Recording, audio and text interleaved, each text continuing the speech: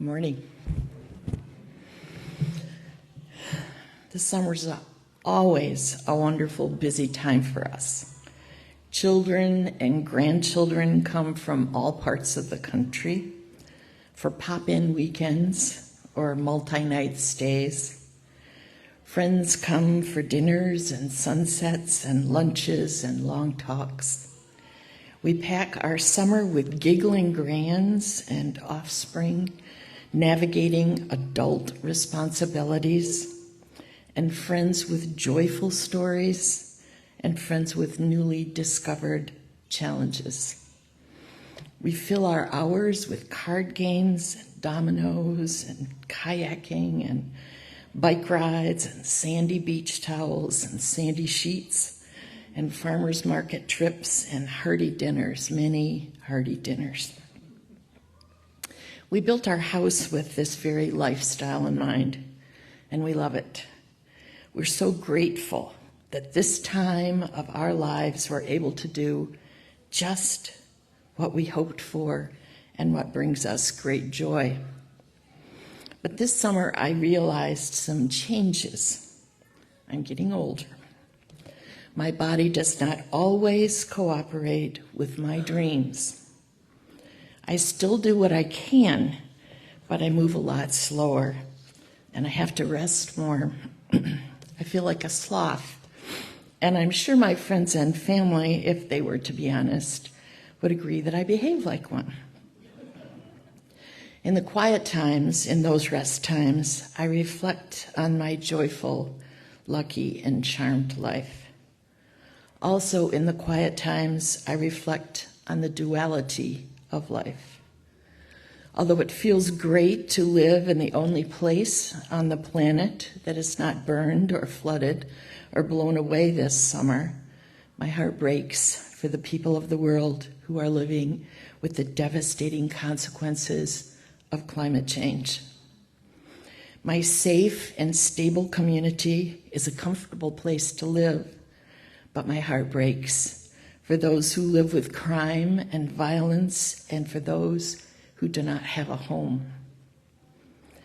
My family and friends are joyful and kind, but my heart breaks for those who still face the ugliness of hatred and racism and exclusion.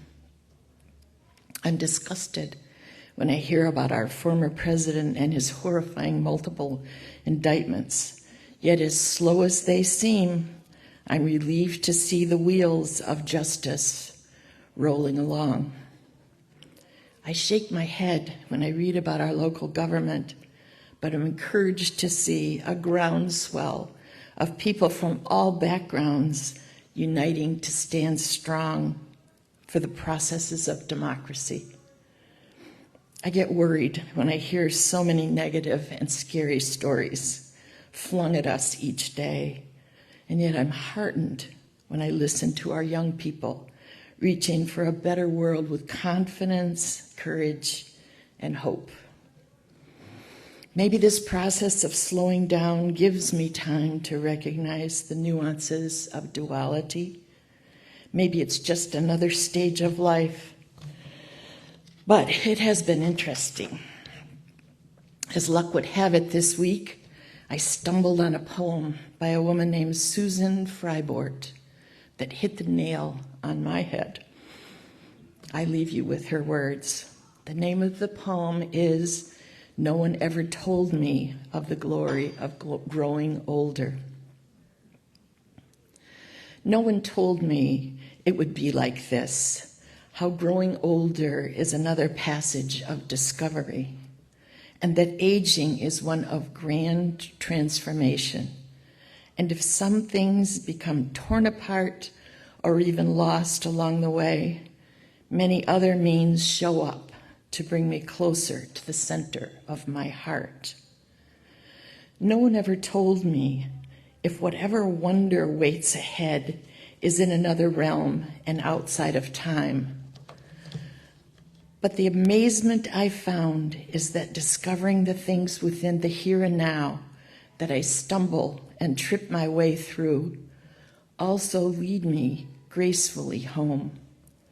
and no one told me that I would ever see an earth so strong and fragile, or a world so sad and beautiful.